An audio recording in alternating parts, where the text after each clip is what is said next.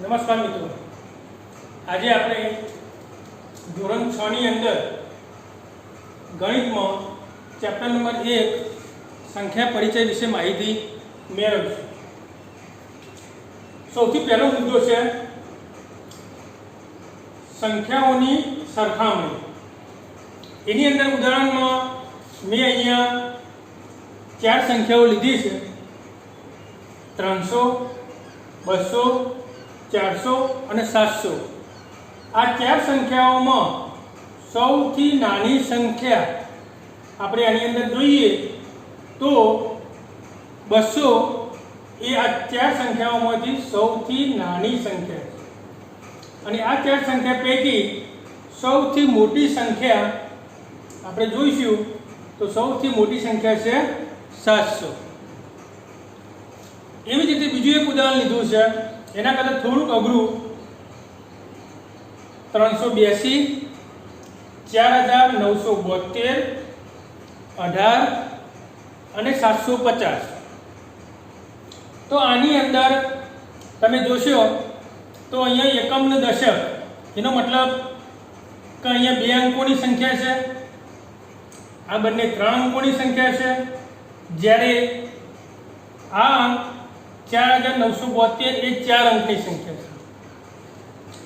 તો આની અંદર જે 4 સંખ્યાઓ આપેલી છે એ પૈકી સૌથી નાની સંખ્યા આપણને જોઈને તરત જ ખબર પડે કે 2 અંકની સંખ્યા એ સૌથી નાની હોય, એટલે સૌથી નાની સંખ્યા થશે 18. એવી જ રીતે જોવા જઈએ તો અહીંયા સૌથી મોટી સંખ્યા એ 4 અંકની આપેલી છે, માટે 4972 એ આપેલ સંખ્યા પૈકી સૌથી મોટામાં મોટી સંખ્યા થશે. બીજું, અંકોના પુનરાવર્તન વગર તેમનો ઉપયોગ કરીને 4 અંકની મોટામાં મોટી સંખ્યા અને નાનામાં નાની સંખ્યા આપણે બનાવવાની. ઘરે બેસીએ ઘરે શીખીએ એની અંદર આવા ઘણા બધા ઉદાહરણ આપેલા છે. એમાં મેં એક ઉદાહરણ તરીકે 4 અંક 1, 2, 3 અને 4 લીધા છે. તો આની અંદર જો મારે સૌથી મોટી સંખ્યા બનાવવી હોય તો શું ધ્યાનમાં રાખવાનું? તો આ 4 અંકો પૈકી જે અંક મોટામાં મોટો હોય એને પહેલા લખવાનો છે, ત્યાર પછી એના કરતાં નાનો અંક એટલે કે 3 પછી લખવાનો છે, એના કરતાં નાનો અંક 2 એટલે કે 2 પછી લખવાનો છે, અને સૌથી નાનો અંક એ છેલ્લે લખવાનો છે. તો સંખ્યા બને સૌથી મોટામાં મોટી આ 4 અંકો પૈકી 4321. આ વાત થઈ સૌથી મોટી સંખ્યા બનાવવાની. એવી જ રીતે આ જે 4 અંકો પૈકી જો મારે સૌથી નાની સંખ્યા બનાવવી હોય તો આની અંદર આપણે સૌથી મોટો અંક લીધો તો સૌથી નાની સંખ્યા બનાવવા માટે સૌથી પહેલા શું કરવાનું? નાનો અંક લેવાનો, પછી એના કરતાં મોટો, પછી એના કરતાં મોટો, પછી એના કરતાં મોટો, એમ કરતાં ટૂંકમાં આપણે જોઈએ તો જેમ અહીંયા મોટી સંખ્યામાં ક્રમશઃ ઘટાડો થાય છે, એવી રીતે નાની સંખ્યામાં અંકો જે આપેલા છે એમાં ક્રમશઃ વધારો થાય છે. એટલે એને ધ્યાનમાં રાખી 1234 એ આ 4 અંકો આપ્યા હતા, એ આ 4 અંકોમાં સૌથી નાની સંખ્યા થશે. એવી રીતે બીજું એક ઉદાહરણ લીધું છે મેં 2, 3, 4 અને 5. તો હવે તમને ડાયરેક્ટ ખબર પડી ગઈ હશે કે સૌથી મોટી સંખ્યા કઈ થાય. તો આની અંદર મોટો અંક કયો છે?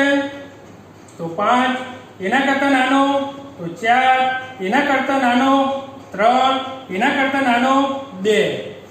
જો સૌથી મોટી સંખ્યા બનાવવી હોય તો 5432 એ આ 4 અંકો પૈકીની સંખ્યા બનાવતા 5432 એ સૌથી મોટી સંખ્યા થશે. આને ધ્યાનમાં રાખીને સૌથી નાની સંખ્યા બનાવવી હોય તો આગળ મેં ઉદાહરણ લીધું હતું, જે સંખ્યા મોટી બની હોય એનો એકમનો અંક પહેલા લખવાનો. એટલે એકમનો અંક અહીંયા કયો છે? 2. દશકનો 3. એટલે ક્રમશઃ ફેરફાર કરીએ તો 2345 એ સૌથી નાની સંખ્યા થશે. બીજું ઉદાહરણ લીધું છે 4, 0, 5 અને 6. તો આમાં સૌથી મોટી સંખ્યા બનાવવી હોય તો નિયમ તો એનો એ જ રાખવાનો છે.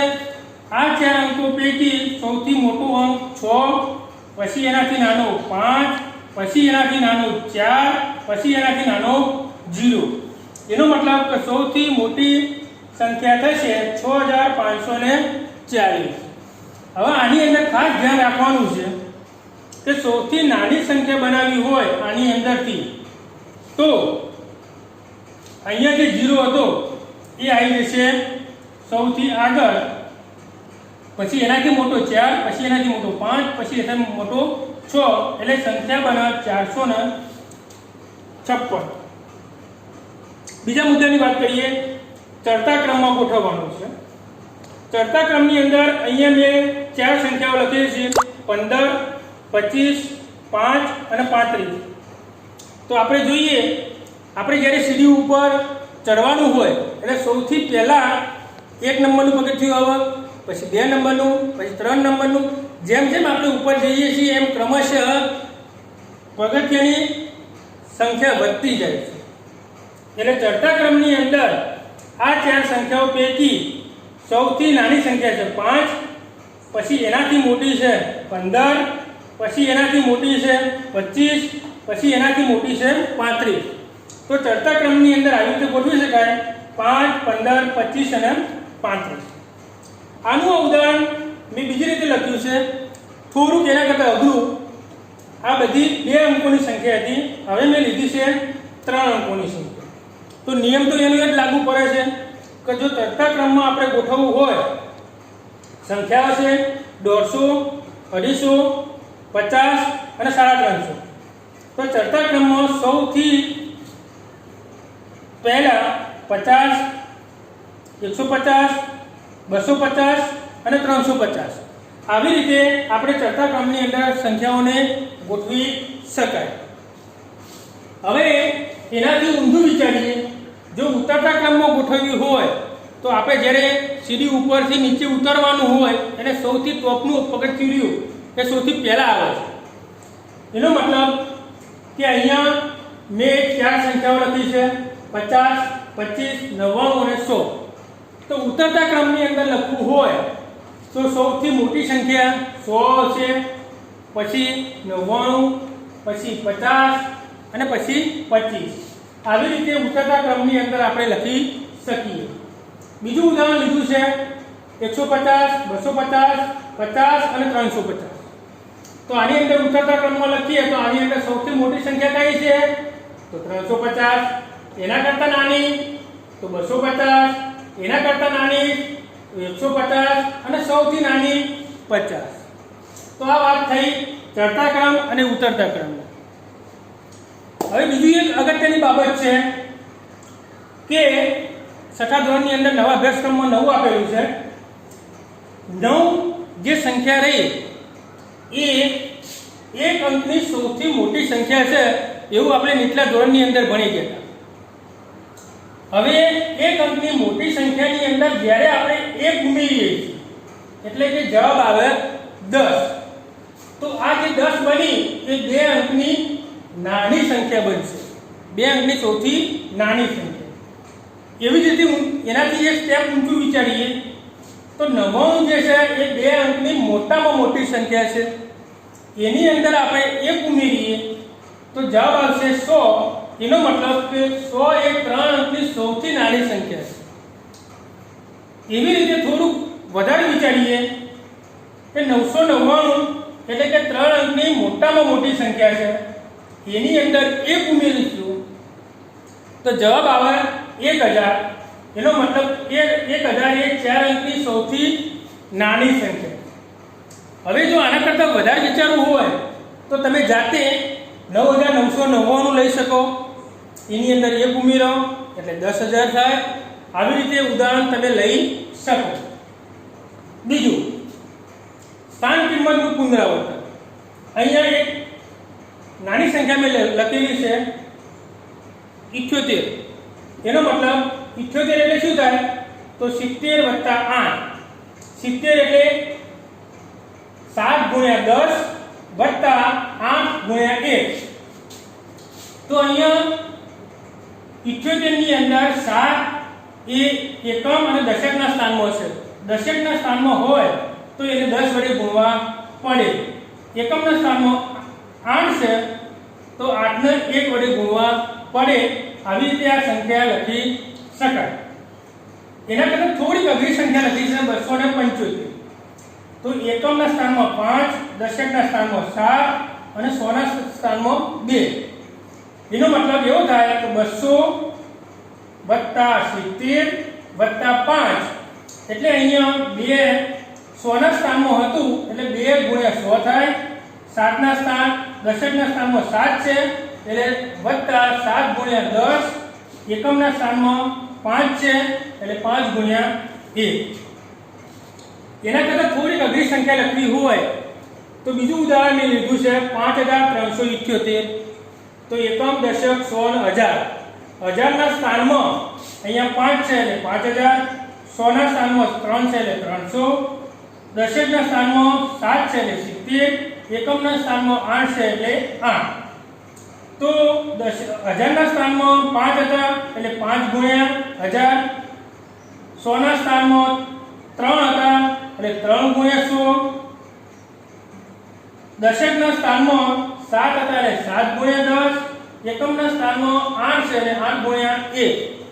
આવી બીજી સંખ્યા તમને જે ઘરે શીખીશું એની અંદર બીજા ઉદાહરણ આપેલા છે. હવે બીજી વાત કરીએ મોટી સંખ્યા અને નાની સંખ્યા. તો મોટી સંખ્યા માટે નિશાની ગ્રેટર ધેન આપેલી છે. તમે અહીંયા જુઓ તો યાદ રહે એના માટે મેં અહીંયા લખ્યું છે ગ્રેટર ધેન. તો જેનો ઉચ્ચાર ઘરથી થતો હોય એને ગ્રેટર ધેન કહેવાય. એનો મતલબ કે થી મોટી કહેવાય. અને લથી શરૂ થતું હોય એટલે કે લેસ ધેન એટલે થી નાની સંખ્યા. તો એના ઉદાહરણ તરીકે મેં 2 ઉદાહરણ લીધા છે કે 5 અને 9 માં. તો આપણે 9 ગ્રેટર ધેન 5 એટલે કે 9 એ 5 કરતાં મોટી છે.